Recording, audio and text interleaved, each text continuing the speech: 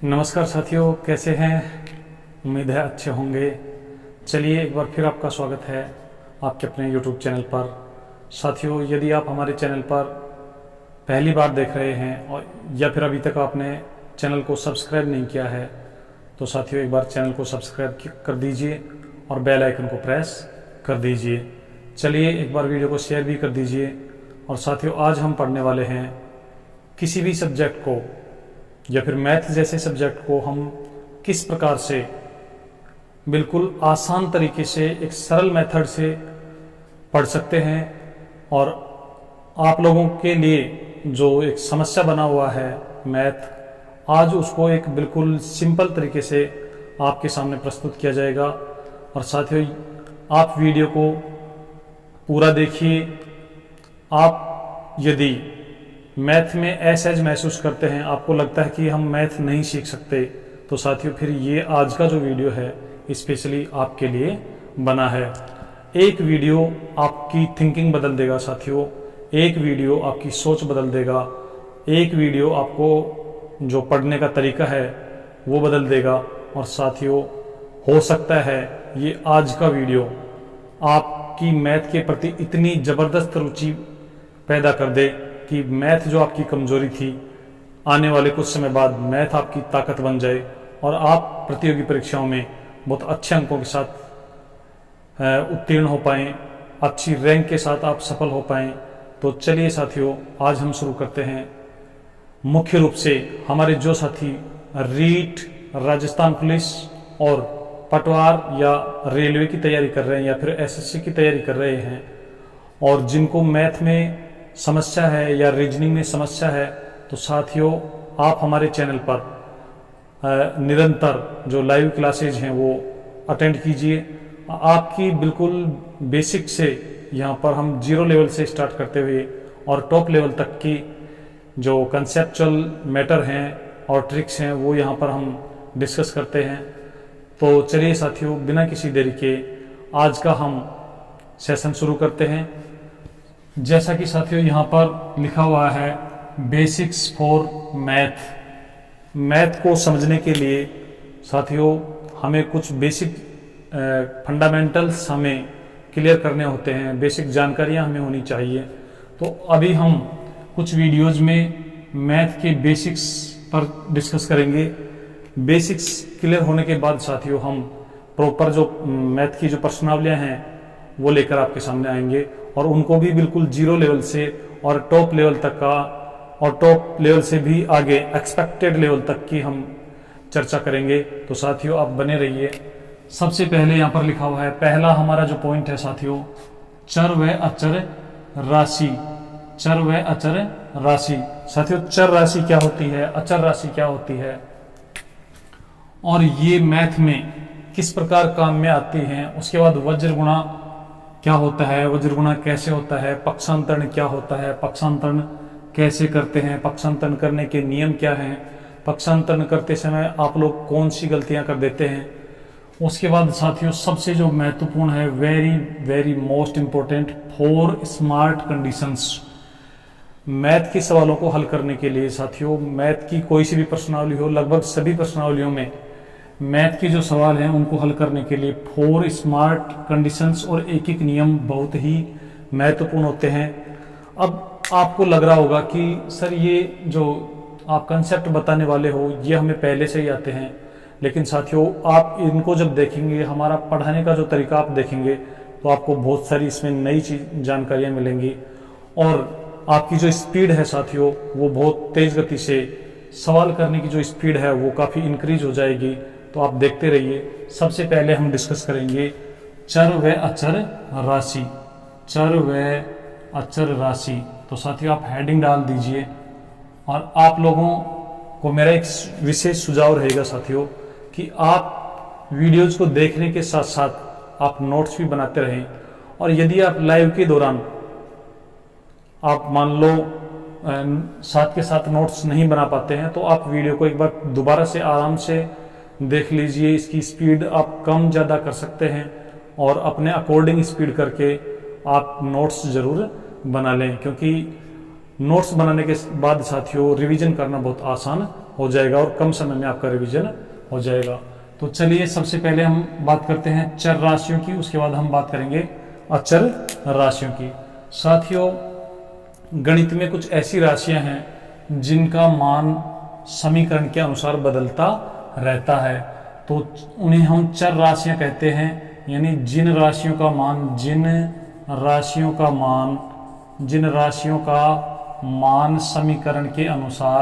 समीकरण के अनुसार बदलता रहता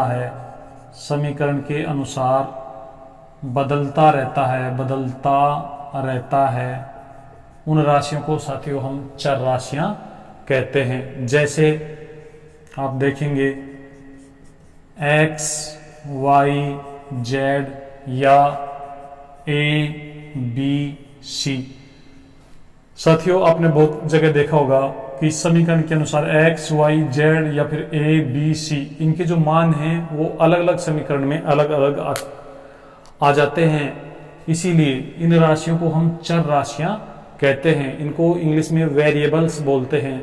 अब साथियों, समीकरण के अनुसार मान कैसे बदलते हैं, आइए हम कुछ एग्जांपल्स लेते हैं। जैसे हमारे पास एक समीकरण है x + 2 = 5, x + 2 = 5। तो साथियों, यहाँ पर जब हम समीकरण को हल करेंगे तो यहाँ x का मान क्या आएगा, ये बहुत सिंपल सा सवाल है। आप इसको मौखिक भी हल कर सकते हैं, लेकिन हम आपको इसका एक कंसेप्ट बताने वाले हैं कि समीकरण कैसे हल किए जाते हैं और हम इनका मान कैसे ज्ञात करते हैं। देखिए साथियों, इस समीकरण का जब मान हम ज्ञात करेंगे x + 2 = 5। अब बिल्कुल देसी जो हमारा मेथड है वो मैं आपको समझाता हूं। जैसे ये कोई तराजू है साथियों, और तराजू के जो दोनों जो पलड़े हैं इनमें हमें कोई सामान रखा हुआ है और इसको तोलना है। ये बैलेंस का चिन्ह है, ये बराबर का चिन्ह है। बराबर के चिन्ह का तात्पर्य साथियों ये है कि इधर जितना वजन है उतना ही वजन इस साइड में है। तो यदि हम तराजू में इस 5 को यहाँ पर रख दें और मान लो ये वजन है 5 kg, और साथियों इस 2 को हम 2 kg मान लें, तो अब इस स्थिति में एक पलड़े में यदि 5 किलो है, दूसरे पलड़े में 2 किलो है, तो हमारी जो तराजू है वो बैलेंस की स्थिति में नहीं रहेगी, अर्थात ये नीचे हो जाएगा और ये साथियों ऊपर हो जाएगा। लेकिन बराबर कब होगी साथियों, यहाँ पर x को जब रख देते हैं तो बराबर हो जाती है। तो अब यहाँ पर हम x को भी रखेंगे और x के स्थान पर अब आप बताओ कि x के स्थान पर कितना किलो वजन रखें कि दोनों पलड़े बराबर हो जाएं। तो बहुत आसान हो गया है साथियों। अब x की जगह यहाँ पर 5 kg है तो इधर भी 5 kg होना चाहिए, तभी हमारा जो तराजू है वो बिल्कुल बैलेंस की स्थिति में आएगा। तो साथियों 2 किलो हमारे पास पहले से रखा हुआ था, और यदि हम 3 kg और रख दें, x के स्थान पर 3 kg और रख दें, तो हमारा जो तराजू है वो बिल्कुल बैलेंस हो जाए। इसका मतलब ये हुआ साथियों कि हमारे x का मान यहाँ पर आया 3। x का मान कितना आ गया? 3। अब साथियों ये तो हमने हमारा जो एनालिटिकल व्यू है उसके अनुसार x का मान ज्ञात कर लिया। मैथमेटिकल तरीके से भी हम यहाँ पर x का मान ज्ञात कर पाते हैं, लेकिन उससे पहले आप अपनी जो थॉट प्रोसेस है साथियों, आप उसी से x का मान ज्ञात करना सीखें। x + 5 = 7 एक समीकरण ये है। अब आपको बताना है साथियों कि इसमें x का मान क्या होगा। अब हमारे साथी सोच रहे होंगे कि सर इस साइड में यदि 7 है तो इस साइड में भी 7 होना चाहिए, तभी ये बराबर का जो चिन्ह है उसकी उपयोगिता यहाँ पर होगी, अर्थात इसका होना, इसका जो अनुप्रयोग है, इसकी जो प्रासंगिकता है साथियों तब ही सही होगी जब इस दोनों पक्षों में मान समान हो। तो अब यहाँ पर x का मान कितना होगा? x का मान यहाँ पर साथियों 2 होगा। यदि यहाँ पर हम 2 रख दें तो 2 + 5 ये भी 7 हो जाएंगे और इधर भी 7 हो जाएगा। तो अभी आप देख रहे हैं साथियों यहाँ पर x का मान आया 3, यहाँ पर x का मान आ गया 2। और यदि हम कोई समीकरण लेते हैं, जैसे मान लो हम लेते हैं x + 3 = 20।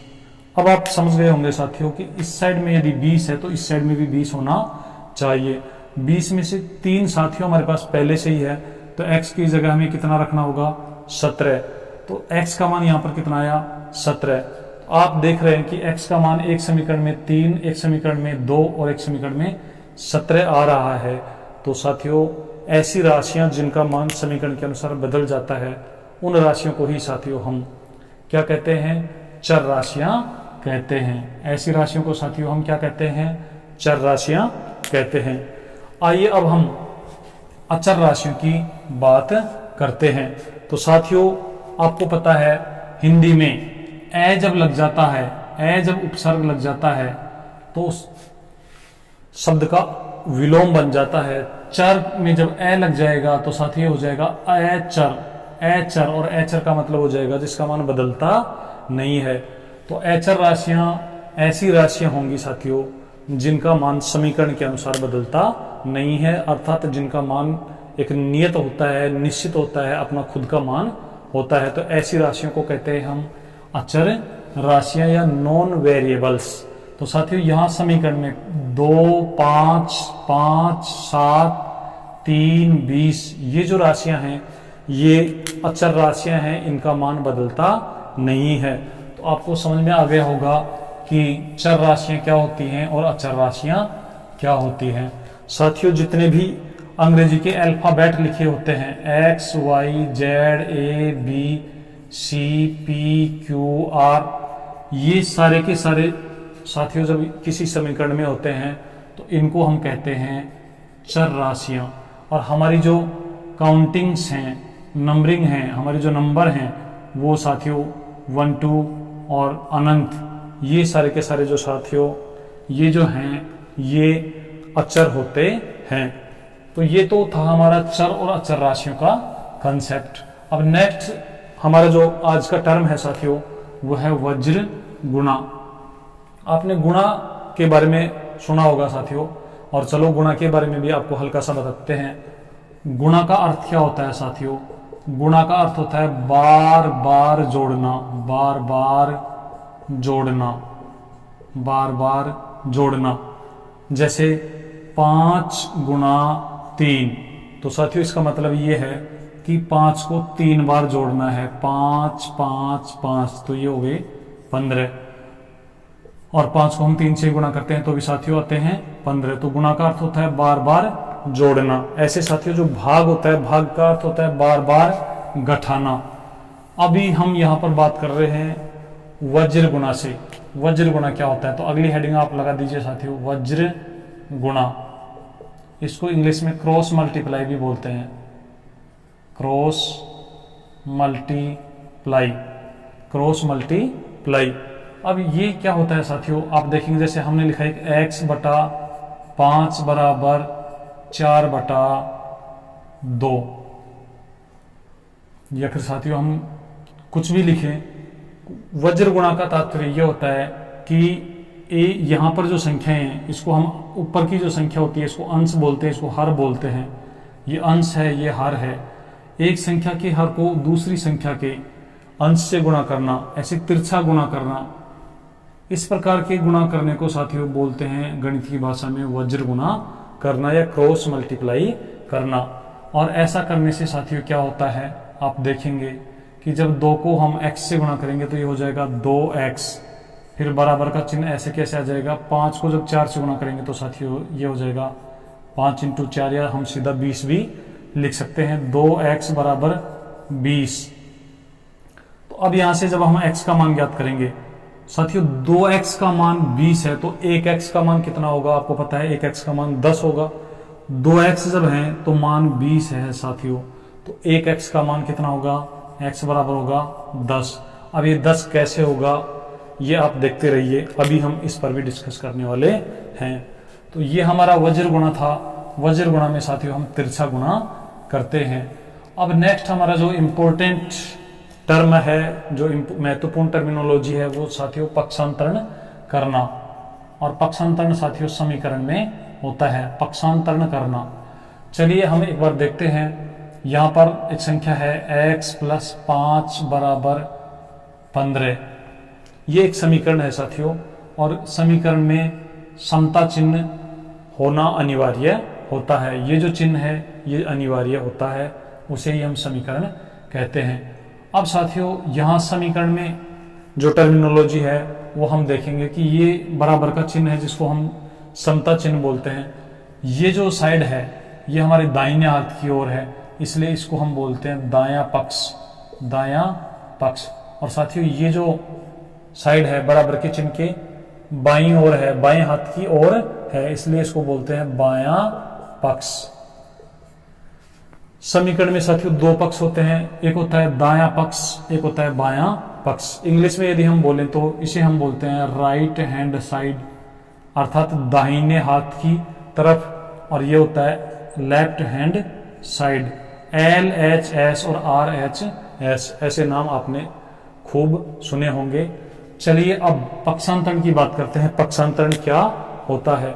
साथियों पक्षांतरण का तात्पर्य यह है कि राशियों को एक पक्ष से दूसरे पक्ष में ले जाना, अर्थात उनके पक्ष में अंतर लाना, पक्षांतरण कहलाता है। साथियों राशियों को एक पक्ष से दूसरे पक्ष में ले जाना, अर्थात दाएं पक्ष से बाएं पक्ष में लाना और बाएं पक्ष से दाएं पक्ष में लाने की जो प्रक्रिया है वही पक्षांतरण कहलाती है। अब साथियों जब हम पक्षांतरण करते हैं तो पक्षांतरण करते समय जो हमारी संख्याएं हैं उनके चिन्ह बदल जाते हैं। और वो चिन्ह कैसे बदलते हैं आइए समझते हैं। सबसे पहले हम बात करें बिना पक्षांतरण के ही यहाँ पर x का मान ज्ञात करने की, तो आपको अभी हमने डिस्कस किया था कि यहाँ पर 15 है, बराबर के चिन्ह के इस साइड में 15 है, तो साथियों इस साइड में भी 15 होना चाहिए, तब ही ये बराबर होगा। और इस साइड में 15 साथियों कब होगा? 5 यहाँ पर है और x की जगह हम कितना रख दें? 10। x की जगह जब 10 रख देंगे तो इधर भी 15 हो जाएंगे और इधर भी 15 हो जाएंगे और हमारा ये समीकरण जो है वो संतुष्ट हो जाएगा। अब साथियों हम यहाँ 10 जो मान ज्ञात करे हैं वो 10 कैसे आएगा? एक तो हम हमारी सूझ के आधार पर, हमारी थॉट प्रोसेस के आधार पर ज्ञात कर सकते हैं, दूसरा पक्षांतरण के माध्यम से भी ज्ञात कर सकते हैं। तो अब देखिए इसका पक्षांतरण कैसे करेंगे। x को ऐसे कैसे रखेंगे, फिर यहाँ पर x चर राशि है और ये हमारी जो 5 है वो अचर राशि है। अचर राशि को एक तरफ रखेंगे साथियों और चर राशि को एक तरफ रखेंगे। तो एक जैसी राशियों को एक पक्ष में लाना, समीकरण में एक जैसी राशियों को एक पक्ष में लाना ही पक्षांतरण कहलाता है। साथियों अब हम क्या करेंगे, x अब बराबर का चिन्ह लगा देंगे और 15 को ऐसे कैसे रखेंगे। उसके बाद 5 को जब हम इस साइड में भेजेंगे तो अभी आपने देखा साथियों कि यहाँ पर x का मान 10 आया था, और वो 10 क्यों आया था कि इधर भी हमें कुल मान कितना करना था? 15 में से 5 हमारे पास पहले से था, तो नया कितना चाहिए? 10, अर्थात 15 में से 5 हमारे पास है तो उसको हम कम कर देंगे, तो बाकी जो बचा हुआ है वो हमें नया चाहिए। तो 15 में से जब हम 5 को कम कर देंगे तो साथियों x का मान हमारे पास आ जाएगा 10। इसलिए साथियों पक्षांतरण करते समय हमारी जो प्लस के चिन्ह वाली जो संख्याएं होती हैं, अर्थात जो धनात्मक पूर्णांक होते हैं, वो पक्ष बराबर के चिन्ह की दूसरी तरफ ले जाने पर ऋणात्मक हो जाते हैं, और ऋणात्मक जो पूर्णांक होते हैं वो बराबर के चिन्ह की दूसरी तरफ लाने पर या विपरीत तरफ लाने पर धनात्मक हो जाते हैं। अर्थात प्लस वाली जो राशियां हैं वो माइनस में बदल जाती हैं और माइनस वाली जो राशियां साथियों प्लस में बदल जाती हैं। पक्षांतरण करते समय ये हमारे चेंजेज हैं, बदलाव होते हैं। तो ये साथियों बहुत इंपॉर्टेंट है, आप इसे नोट कर लीजिए कि पक्षांतरण करते समय प्लस की जो संख्याएं होंगी वो माइनस की हो जाएंगी और माइनस की जो संख्याएं होंगी वो प्लस की हो जाएंगी। लेकिन कब होंगी? जब हम संख्याओं को बराबर के चिन्ह के विपरीत ओर ले जाएंगे। तो चलिए साथियों कुछ और सवालों को हम यहाँ देखते हैं। बिल्कुल बेसिक्स से छोटे छोटे सवालों को हम यहाँ पर हल करते हैं, जिससे आपका इंटरेस्ट गणित के प्रति बढ़े। चलिए अब एक और सवाल है हमारे पास, 2x, या फिर हम अभी एक सिंपल सवाल डालते हैं, x + 3 = 13। तो अब जब आप इसे हल करेंगे तो आपके मौखिक भी आंसर आ गए होंगे कि इधर 13 है, इधर भी 13 होना चाहिए, और यहाँ पर 3 पहले से है तो यहाँ पर 10 होना चाहिए। या फिर हम x को ऐसे कैसे रखें और यहाँ पर 13 को ऐसे कैसे रखें? 3 का जब इस साइड में ले जाएंगे, पक्षांतरण करेंगे तो साथियों 3 हो जाएगा हमारा माइनस का, और x बराबर हमारे पास आ जाएगा 10। तो ये हमारे x का मान आ गया है। चलिए एक और सवाल हम यहाँ पर लेते हैं, बिल्कुल बेसिक लेवल का, और अब आप कमेंट के माध्यम से आप कमेंट करके x का मान यहाँ पर बताना। x माइनस 3 बराबर 7, x माइनस 3 बराबर 7, या फिर साथियों x माइनस 3 बराबर 10। अब आप x का मान हमें बताइए। आपके कमेंट लगातार हमें प्राप्त हो रहे हैं और बहुत सारे जो हमारे साथी हैं बिल्कुल सही आंसर दे रहे हैं। चलिए साथियों हम देखते हैं यहाँ पर बिल्कुल सूझ से हम हमारी जो थॉट प्रोसेस है उससे हम इस सवाल को कैसे हल करेंगे। साथियों तराजू के इस साइड में 10 है तो इस साइड में भी 10 होना चाहिए। और साथियों ये जो हमारा चिन्ह है ये माइनस का है, अर्थात x का मान हम कितना रखें कि उसमें से 3 कम करने पर भी हमें 10 प्राप्त हो जाए। तो साथियों आपको पता है x का मान जब हम 13 रखेंगे तो 13 में से जब 3 कम करेंगे तो इधर भी 10 बचेंगे और इधर भी 10 बचेंगे। तो x का मान यहाँ पर आएगा साथियों 13। तो ये तो हमारा सूझ से हुआ। अब इसको हम मैथमेटिकल या पक्षांतर के माध्यम से कैसे हल करेंगे आइए देखते हैं। साथियों x को हम ऐसे कैसे लिखेंगे, उसके बाद बराबर का चिन्ह लगाएंगे, फिर 10 लिखेंगे और ये जो 3 है इसको इस पक्ष में जब ले जाएंगे, इस पक्ष में जब लाएंगे तो ये 3 जो है साथियों वो ऋणात्मक पूर्णांक है, अर्थात ये माइनस की संख्या है। और जब बराबर के चिन्ह के विपरीत तरफ जाएगी तो साथियों ये प्लस की संख्या हो जाएगी। तो इस साइड में जब लिखेंगे तो 3 साथियों हमारा हो जाएगा प्लस का। अब हमारे x का मान आ गया है 10 और 3 13। तो इस प्रकार साथियों हम पक्षांतरण करते हैं। यहाँ पर साथियों हमारे पास एक ही चर राशि थी, एक ही चर राशि थी। यदि चर राशियां एक से ज्यादा हों तो पक्षांतरण कैसे करते हैं उसमें भी साथियों आपको यही ध्यान रखना है। चलिए अब थोड़ा सा इसका मैं लेवल बढ़ाता हूं। यहाँ लिखते हैं 2x प्लस 5 बराबर x प्लस 10। अब की बार साथियों आपको x का मान ज्ञात करना है। और साथियों यहाँ पर भी यदि आप चाहें तो सूझ के आधार पर भी x का मान बता सकते हैं। यहाँ पर x का मान रखें और वही मान यहाँ पर रखें तो दोनों समीकरण हमारे बराबर हो जाने चाहिए। जैसे साथियों हम बात करें कि x का मान यदि हम 5 रखते हैं तो ये 5 2 से गुणा होगा तो 5 दूनी 10 हो जाएंगे और 5 ये 15। और साथियों यहाँ पर जब 5 रखेंगे तो 5 ये और 10 ये 15। तो x का मान हमारे पास आएगा 5। अब देखिए हम पक्षांतरण के माध्यम से इसको कैसे हल करते हैं। सबसे पहले हम क्या करेंगे साथियों, 2x को यहाँ पर लिख देंगे। एक बार आपको पहले समझा देता हूँ बीच में। 2x का मतलब है 2 गुना x, 2 गुना x, अर्थात यहाँ पर ये जो हमारी चर राशि है और ये जो अचर राशि है इसके बीच में जब कोई चिन्ह हमें दिखाई नहीं देता है तो साथियों वो गुणा के रूप में होते हैं। चलिए अब देखते हैं 2x और साथियों फिर इस x को भी इस साइड में लाएंगे, अर्थात चर राशियां एक साइड में और अचर राशियां एक साइड में। अर्थात x को जब इस साइड में लाएंगे तो x हमारा अभी यहाँ पर धनात्मक है और साथियों जब इसको इस साइड में लाएंगे पक्षांतरण करेंगे तो ये हमारा हो जाएगा माइनस का। उसके बाद बराबर का चिन्ह लगा देंगे, 10 को ऐसे के ऐसे रखेंगे, 10 हमारा प्लस का है तो इसको प्लस का ही रखेंगे। और इस 5 को जब साथियों इस साइड में ले जाएंगे पक्षांतरण करेंगे तो 5 हमारे पास अभी धनात्मक पूर्णांक है, ये प्लस की संख्या है। तो जब पक्षांतरण करेंगे इसको जब विपरीत तरफ ले जाएंगे तो ये माइनस की हो जाएगा। अब साथियों आप देखिए ये 2x है और इसमें से 1x घटाना है तो हमारे पास बचेगा 1x। और साथियों यहाँ पर 10 में से 5 घटाना है तो हमारे पास बचेगा 5। तो हमारे पास x का मान आएगा साथियों, x का मान कितना आएगा 5। तो साथियों ये हमारा समीकरण को हल करने के लिए पक्षांतरण करने की जो प्रक्रिया थी वो आपको समझ में आई होगी। अब आप एक सवाल हल करके बताना, पक्षांतरण का ही एक सवाल है।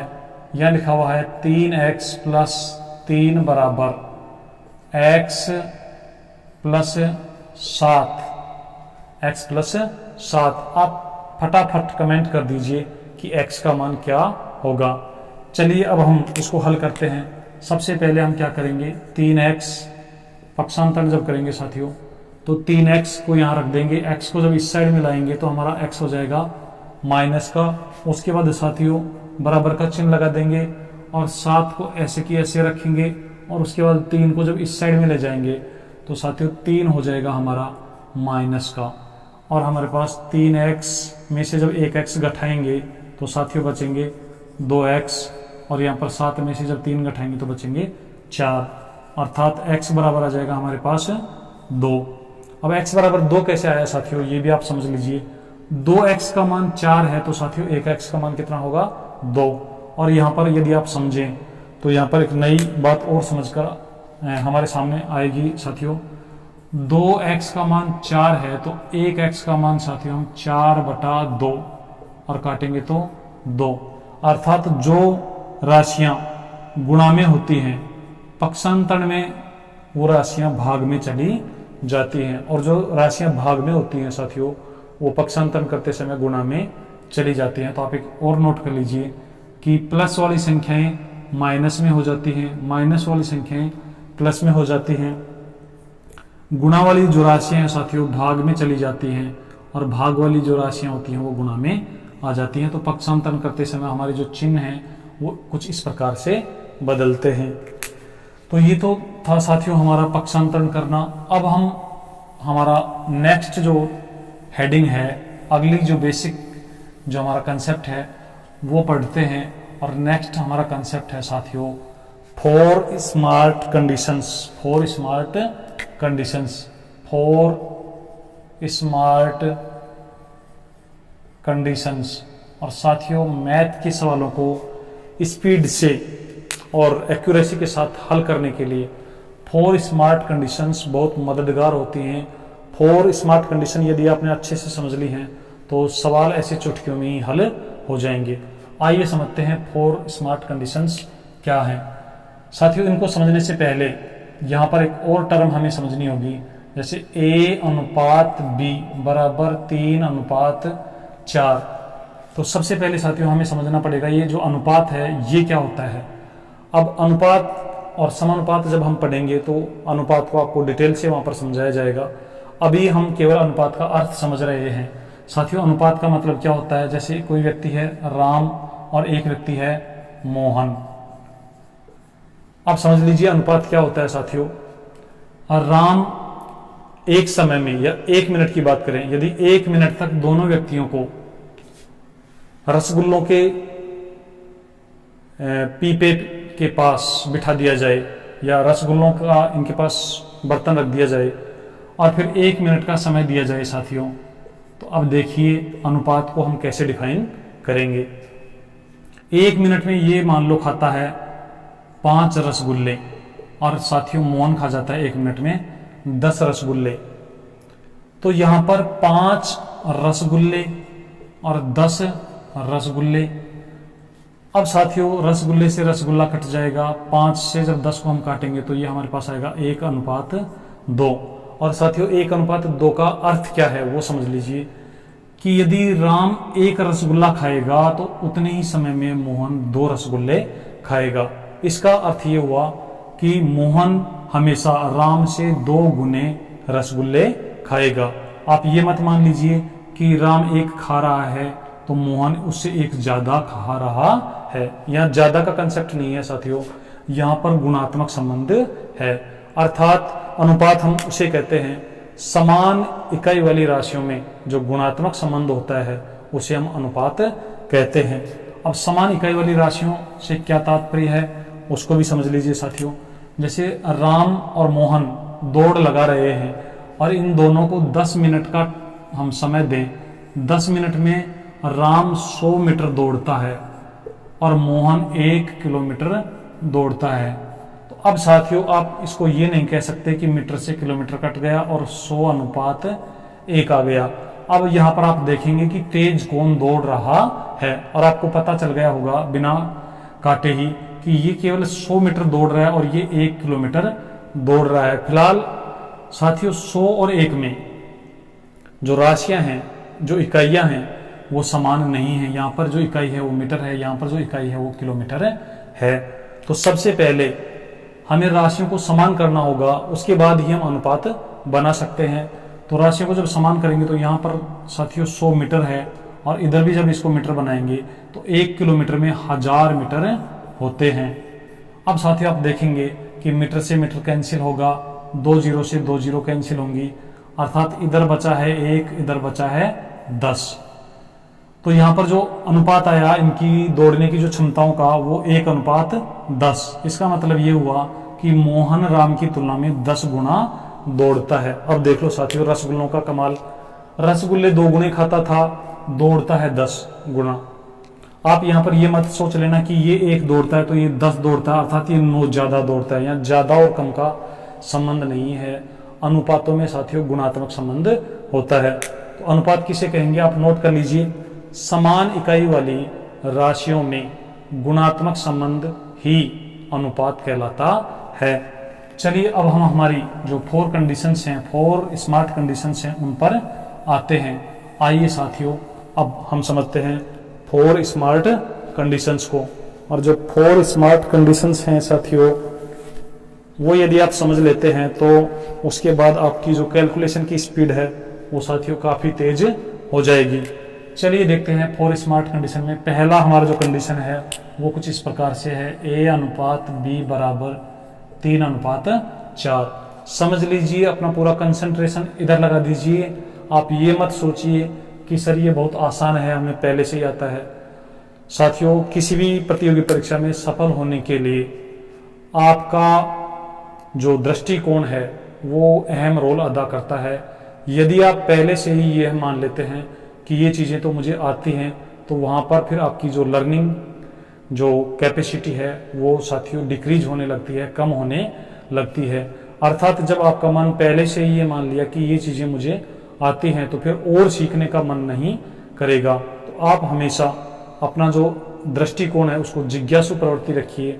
आपकी जो टेंडेंसी है, आपकी जो प्रवृत्ति है वो हमेशा सीखने की होनी चाहिए। और साथियों छोटी छोटी जो चीज़ें हैं वो ही बहुत अहम रोल अदा करती हैं।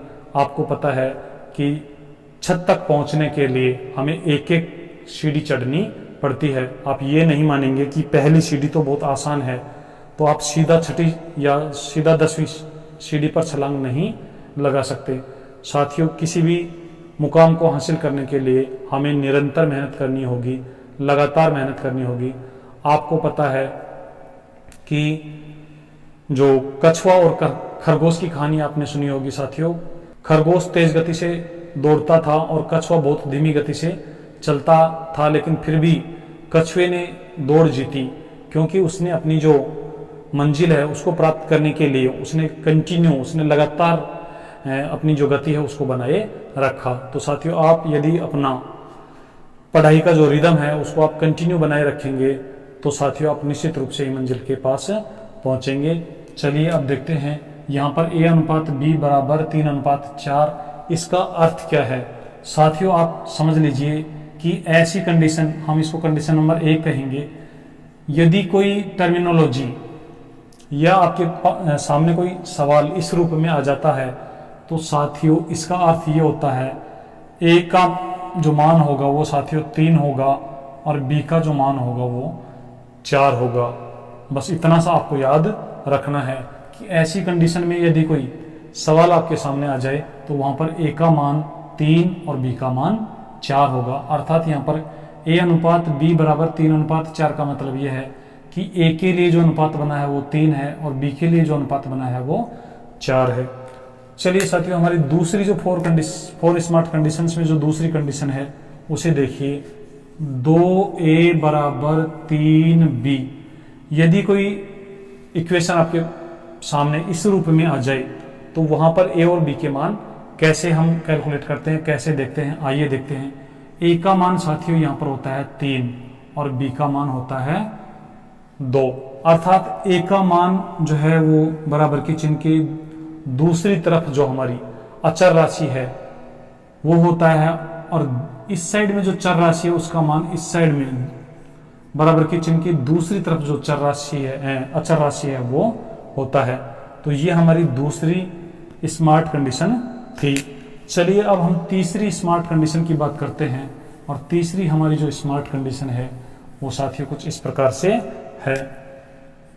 तीसरी स्मार्ट कंडीशन A/B बराबर 3/4। साथियों यदि आपके पास कोई इक्वेशन इस रूप में आ जाए तो यहाँ पर A का जो मान होता है वो होता है 3 और B का मान होता है 4। अर्थात इस रूप में है तो A के सामने जो अचर राशि है वो a का मान होगा और b के सामने जो अचर राशि है वो b का मान होगा। आप चाहें तो साथियों इसको हमारी जो सेकंड स्मार्ट कंडीशन थी उस रूप में भी ढाल सकते हैं, अर्थात वज्र गुणा करेंगे तो ये 4 ये हो जाएगा 4a बराबर, जब b को 3 से गुणा करेंगे तो 3b। और अभी हमने सेकंड स्मार्ट कंडीशन में पढ़ा था कि a का मान इधर वाला और b का मान इधर वाला। चलिए अब लास्ट जो 4 कंडीशंस में, लास्ट जो 4 स्मार्ट कंडीशंस हैं साथियों, उसमें जो अंतिम स्मार्ट कंडीशन है वो कुछ इस प्रकार से है, a/3 बराबर b/4। तो यहाँ पर जो a का मान है साथियों वो a के नीचे वाला और b का मान जो है वो b के नीचे वाला। यहाँ पर भी आप इसको चेंज करना चाहें तो इस वाले रूप में चेंज कर सकते हैं। इसको जब देखेंगे तो ये हो जाएगा 4a, इसको जब इससे गुणा करेंगे तो साथियों हो जाएगा 3b।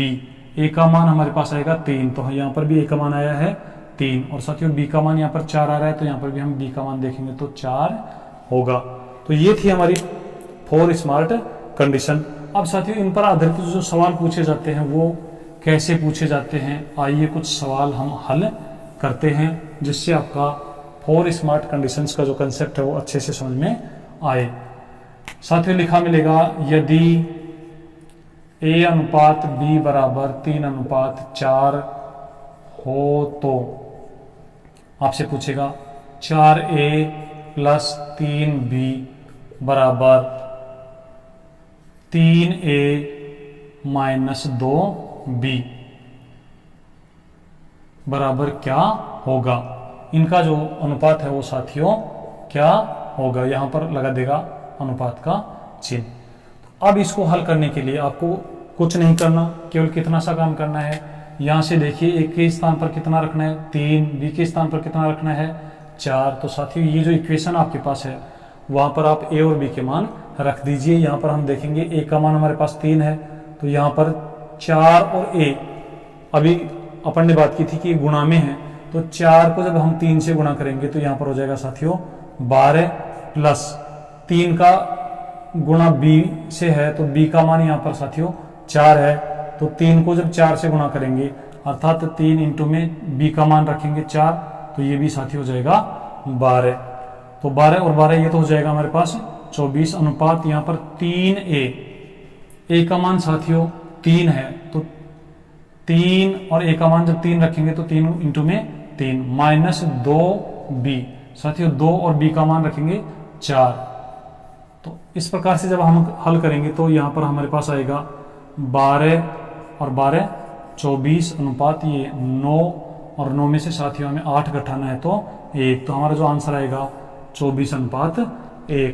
तो इस प्रकार से हमारे जो ऐसे सवाल हैं वो 4 कंडीशन से, हमारी जो 4 स्मार्ट कंडीशन है उनसे बिल्कुल आसान तरीके से हल हो जाते हैं। आइए साथियों अब एक सवाल का आंसर आप कमेंट करके हमें बताना कि उसका मान क्या होगा। साथियों सवाल लिखा हुआ है यदि a/b बराबर 2/3 हो तो a² अनुपात b² बराबर क्या होगा। अब साथियों क्या करना है, हमें केवल इतना सा करना है कि a का मान कितना है 2 और b का मान कितना है साथियों 3, तो a के स्थान पर रख देंगे हम 2, तो 2 का स्क्वायर करेंगे तो, और यहाँ पर 3 का स्क्वायर करेंगे तो 4/9। तो हमारे पास जो आंसर आएगा वो साथियों आएगा 4/9। तो ये था साथियों हमारा 4 स्मार्ट कंडीशंस। अब इसके बाद हमारे पास जो कंसेप्ट है वो है एकिक नियम। और साथियों एकिक नियम जो है बहुत ही महत्वपूर्ण और बहुत ही जबरदस्त कंसेप्ट है। रीट में इसको, रीट लेवल 1 में एकिक नियम को एक स्पेशल टॉपिक के रूप में रखा है, और रीट के अलावा अन्य जो प्रतियोगी परीक्षाएं हैं साथियों उनमें भी जो एकिक नियम है उसका अनुप्रयोग पूछा जाता है। और साथियों वैसे भी अंकगणित की लगभग हर प्रश्नावली में एकिक नियम काम में आता है। तो आइए समझते हैं एकिक नियम को। एकिक नियम, एकिक नियम साथियों, एकिक नियम को हम इंग्लिश में यूनिटरी मेथड बोलते हैं, यूनिटरी रूल, यूनिटरी मेथड बोलते हैं। अब ये होता क्या है, आपने कक्षा 3 या 4 के जो सवाल हैं उनको देखा होगा। वहाँ पर सवाल ऐसे होते थे कि 15 रुपए में 15 रुपए में 45 बटन आते हैं, 15 रुपए में 45 बटन आते हैं, तो 75 बटन कितने रुपए में आएंगे, कितने रुपए में आएंगे। अब एक बार साथियों आप कमेंट करके इसका आंसर दीजिए, इसका आंसर आप कितना मानते हैं। इसका जो आंसर है वो हमें कमेंट कर दीजिए, और उसके बाद हम समझेंगे कि ये एक एक नियम क्या होता है। चलिए साथियों, आपके जो आंसर जो कमेंट है वो हमें मिल रहे हैं। बहुत सारे जो हमारे साथी हैं उनके जो आंसर हैं वो सही भी आ रहे हैं, कुछ साथियों के गलत भी आ रहे हैं। चलिए समझते हैं एक एक नियम क्या होता है। साथियों, एक एक नियम का मतलब ये है कि हमें कुछ वस्तुओं का कीमत दी हुई होती है और फिर कुछ अलग वस्तुओं की कीमत पूछी जाती है। तो साथियों, ऐसा सवाल हल करते समय हम पहले एक वस्तु की कीमत ज्ञात करते हैं, और एक वस्तु की कीमत ज्ञात करने की वजह से ही इस नियम का जो नाम है वो एक एक नियम पड़ा है। चलिए देखते हैं कैसे कि 15 रुपए में 45 बटन आते हैं, 45 बटन आते हैं, अर्थात 45 बटन खरीदने के लिए हमें 15 रुपए चाहिए।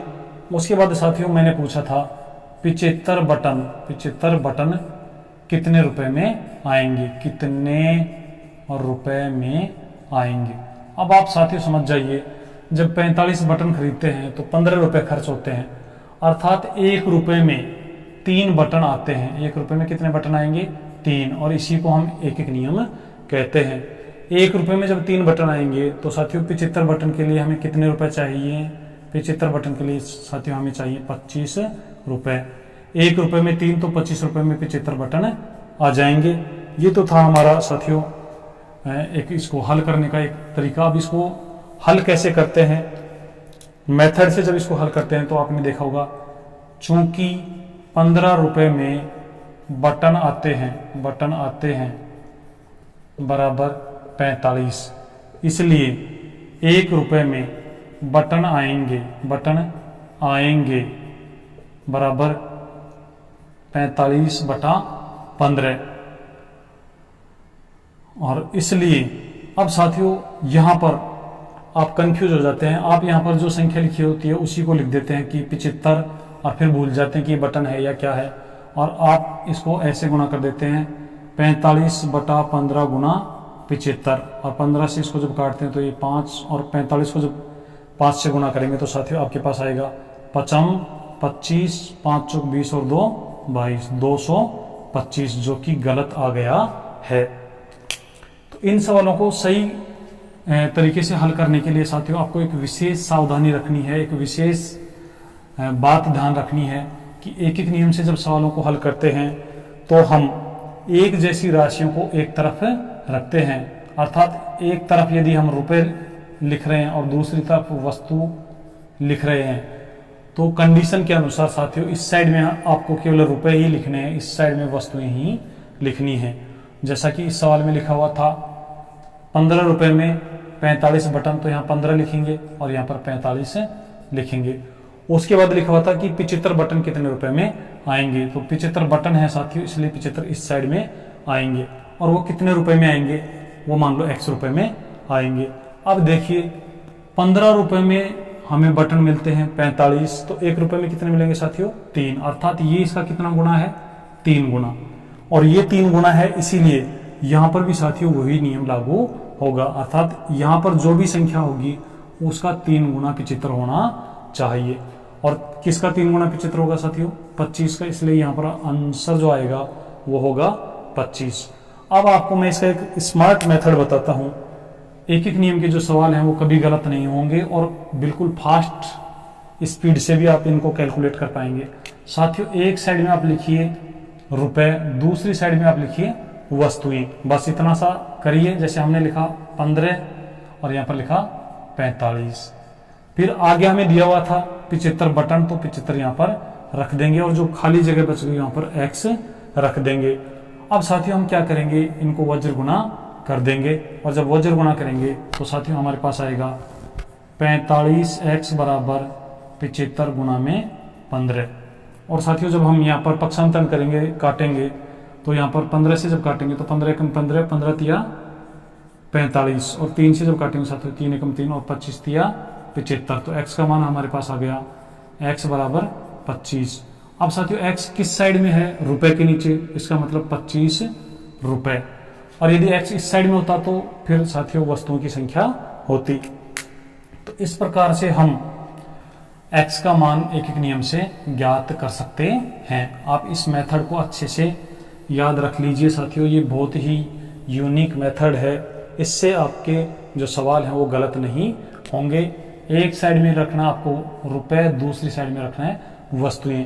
प्रतिशत, लाभ हानि अनुपात, समानुपात, ब्याज, इन सब प्रश्नावलियों में साथियों एक एक नियम बहुत ही महत्वपूर्ण होता है। सवालों को हल करने के लिए बार बार वहां पर एक एक नियम की आवश्यकता पड़ेगी।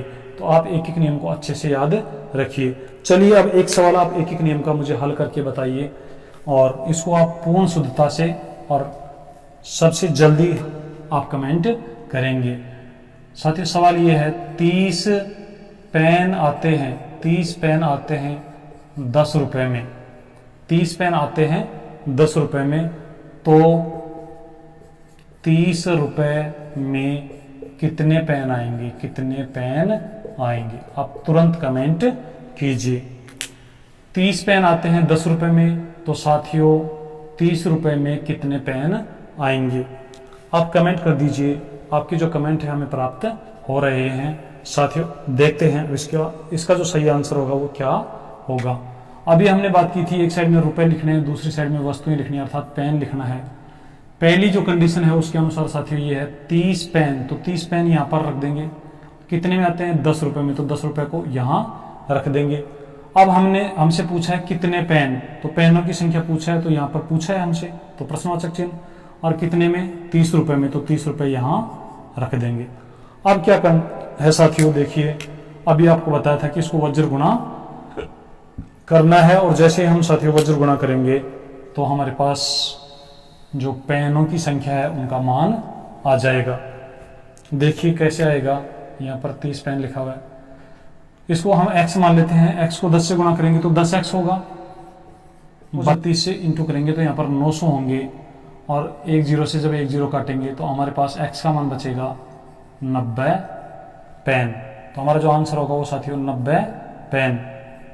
अब देखिए साथियों यहाँ पर एक एक नियम से हमारा जो सवाल का आंसर आया है वो आया है 90, तो ये हमारा सही आंसर था। चलिए साथियों आज के लिए इतना ही। अब हम पिछले सेशन में पूछे गए हमारे HW का हम तक सही और सबसे पहले व्हाट्सएप करने वाले जो हमारे युवा साथी हैं उनके नामों की यहाँ अनाउंस करेंगे। तो सबसे पहले हमारे पास जो मैसेज आया मानसिंह, उसके बाद घनश्याम, मनीषा, पुलकित, मुंशी, पप्पूराम, जयन, ज्ञानचंद, रामकिशोर और बिशन सिंह, आप सभी को बहुत बहुत बधाई हो। आप साथियों ऐसे ही आपको जो HW मिले या क्वेश्चन ऑफ द सेशन हो, टेस्ट ऑफ द सेशन हो, उनका तुरंत रिप्लाई कीजिए और अपनी जो तैयारी है उसको एक मजबूती प्रदान कीजिए। चलिए आज के सेशन का साथियों आप question of the session note कीजिए और इस क्वेश्चन ऑफ द सेशन का आंसर आप हमें व्हाट्सएप करके बताएंगे, और जो साथी इसका सही व्हाट्सएप हम तक पहुंचाएंगे उनका जो नाम है वो नेक्स्ट सेशन में लिया जाएगा। तो आज का जो क्वेश्चन ऑफ द सेशन है, क्वेश्चन ऑफ द सेशन, वो साथियों आप नोट कर लीजिए। 10 व्यक्ति किसी काम को 20 दिनों में पूरा कर सकते हैं।